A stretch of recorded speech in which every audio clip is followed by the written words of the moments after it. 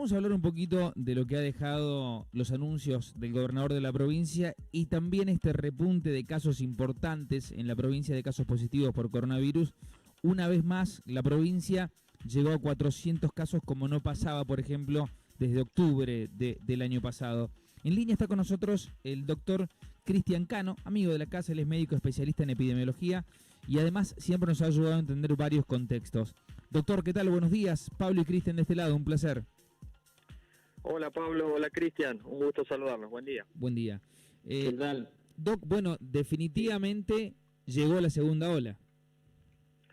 Sí, los números hablan de que hay un crecimiento muy importante y muy acelerado, sobre todo en el número de casos. Imagínate que en octubre más o menos del año pasado, si mal no recuerdo, llegamos a una cifra más o menos parecida a la actual, pero ese aumento lo hicimos de una manera mucho más suave, digamos, la curva no fue tan empinada y tan de golpe. Esto prácticamente la velocidad de contagio, la aceleración que tiene el virus es lo que preocupa, ¿no? Y este es el verdadero comportamiento de SARS-CoV-2. Este es el verdadero comportamiento, es un virus muy contagioso y encima tenemos la presencia de algunas variantes o mutaciones que le dan inclusive una aceleración mayor en los contagios. Doctor, ¿qué le parecen las medidas que se han tomado desde el gobierno nacional? Después esperaremos, por supuesto, el comité de crisis provincial, cómo se van a aplicar aquí, pero a nivel general, ¿cómo las ve? Bueno, son medidas que hay que tomar. Toda medida de aislamiento, distanciamiento, de restricción de actividades siempre tiene su costado negativo, más en una coyuntura económica como la que está pasando Argentina, que ya viene también complicada del año pasado. Entonces, las medidas tienen que ser muy ajustadas, muy pensadas y son difíciles de tomar esas decisiones, pero es la única herramienta que tenemos como para tratar de suavizar un poco la curva y que el sistema de salud no colapse, porque a este ritmo va a colapsar muy rápido y realmente es lo que está pasando en los países vecinos y bueno, nosotros no escapamos de esa realidad, así que estamos en una situación bastante compleja.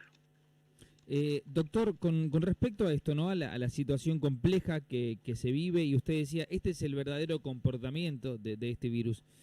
¿Tendremos que acostumbrarnos a cada tanto, más allá de las medidas, a convivir con cuarentenas quirúrgicas, a convivir con que el virus tenga estos comportamientos, que desarrollen estas nuevas cepas también? Algo que usted nos había alertado, ¿no? Y que pasa con todos los virus, pero al ser nuevo tal vez cuesta asimilarlo un poco más. Mira, yo como epidemiólogo me tocó ver varios brotes importantes de virus, de influenza, por ejemplo de gripe, y también el de H1N1. Y yo el año pasado me llamaba la atención, porque realmente ni siquiera estuvimos cerca de compararse lo que tuvimos el año pasado con un brote de gripe que hemos tenido años anteriores, por ejemplo en 2010, 2015. Entonces este realmente la dimensión del virus la estamos viviendo ahora. Yo creo que va a ser una curva con un ascenso muy brusco en muy corto tiempo. Ese es el problema. O sea, ¿esto puede ser peor de lo que ya vivimos, doctor? No, sí, totalmente.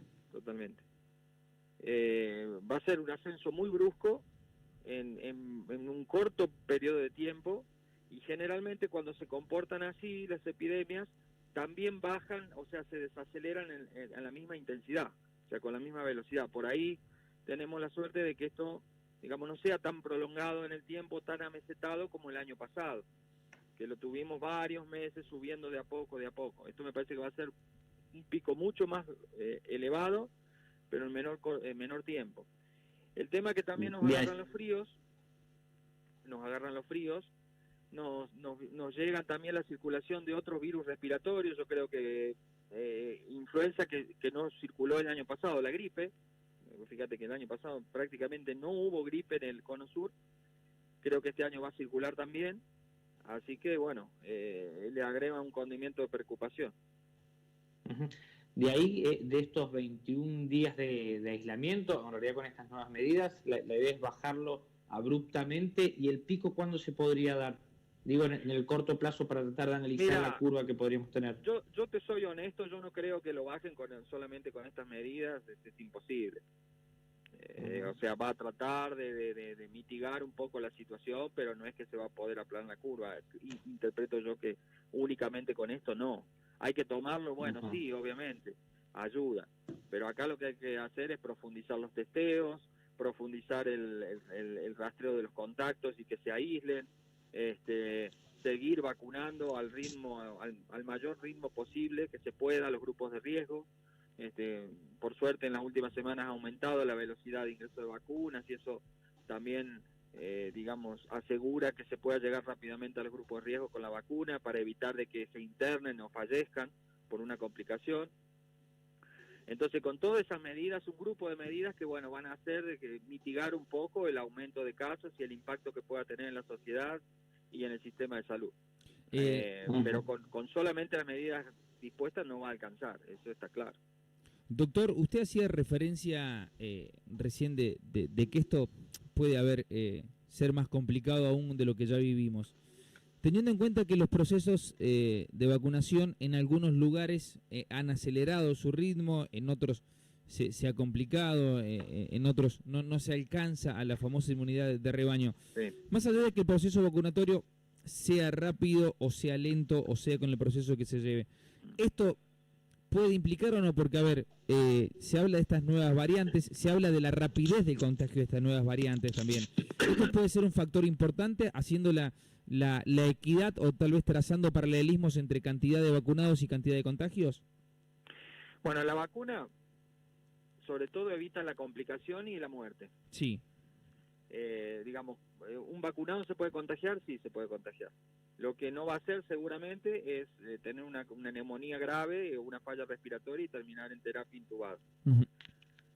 Ahora, la vacunación en un país, en un territorio, debe ser lo más homogénea posible y tratando de alcanzar ese anhelado 70% de inmunidad de rebaño para que el virus tenga algún freno en su circulación, le cueste saltar más de una persona a otra. Sí.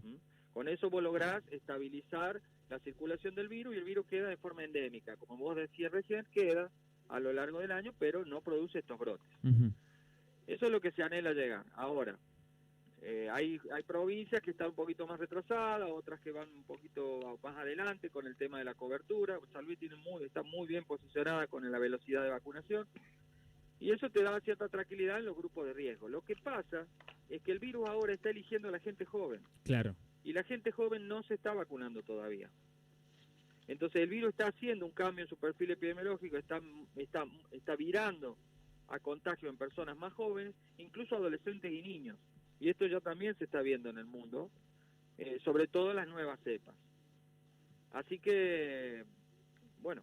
Ahí puede generar complicación. Hay que tratar de vacunar a las personas de riesgo para evitar la internación, para que no colapse el sistema, para bajar la tasa de mortalidad. Y en los adultos jóvenes y eso, cuando esté la vacuna, obviamente que hay que vacunarlos también. Uh-huh. Uh-huh. Doctor, incluso respecto niños, a... incluso niños, discúlpame, sí, en Estados perdón. Unidos también ya se está probando Sí. en adolescentes las vacunas de ARN. Así que yo creo que va a llegar en algún momento la vacunación para los chicos. Esto va a ser después una enfermedad pediátrica. Claro, por supuesto. Como pasó con la gripe y demás. Exactamente, sí. Sí. Doctor, pero bueno, le quería preguntar por el mapa de calor de la provincia de San Luis. Hoy, ¿cuáles son las zonas que ve más complicadas respecto a la cantidad de contagios? No sé si tiene la estadística, pero bueno, para saber cuáles son las zonas o departamentos que están más en rojo o naranja que otras. Sí, como nos manejamos todo con la información oficial que emite y los reportes que emite el Comité de Crisis, el área de epidemiología del Ministerio, hay un aumento prácticamente homogéneo en todos los departamentos. El departamento Pedernera tiene un repunte un poco más importante que el departamento Capital, que son los dos departamentos más densamente poblados y donde el virus encuentra la mayor facilidad para los contagios, ¿no? Por la densidad poblacional, por la circulación de personas y demás. Uh-huh. Pero prácticamente el aumento se da en todo el territorio. Cuando los virus respiratorios alcanzan esta dimensión de circulación, lo hacen por regiones o a nivel de país y casi en forma simultánea. Puede empezar, por ejemplo, como empezó el año pasado en el AMBA y en Ciudad de Buenos Aires, en provincia, después ir al interior, pero eso porque todavía las provincias del interior no tenían circulación comunitaria establecida. Hoy que tenemos todo circulación comunitaria, el aumento va a ser parejo en mayor o menor medida. Lo que va a jugar una diferencia acá va a ser cómo esté fortalecido el sistema de salud. Uh-huh. Doctor, me gustaría una reflexión, porque veía un artículo que usted compartía de telemedicina, de salud en línea, de esta revista, este portal web, que hacía referencia al hospital Central Ramón Carrillo, que está pronto a inaugurarse en la provincia. Lo cataloga como el hospital más tecnológico, habla de una inversión histórica, habla de inversiones y no alcanzan prácticamente los calificativos y para describirlo, ¿no? En cuanto a los elogios. Me gustaría una reflexión de parte suya con respecto a esto que muy pronto empezaremos a vivir y a palpar, y que por ahí los puntanos, al estar acostumbrados a estas cosas, creo que no hemos tomado realmente la dimensión de lo que esto significa.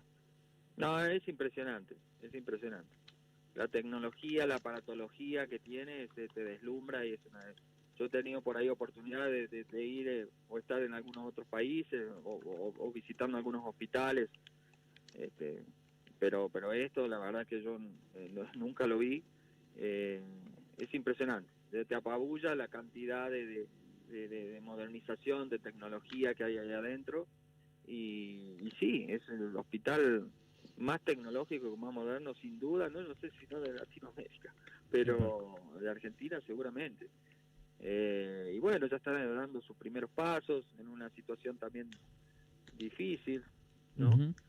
Porque bueno, hacer funcionar un monstruo de eso en una pandemia tiene sus dificultades también. Claro.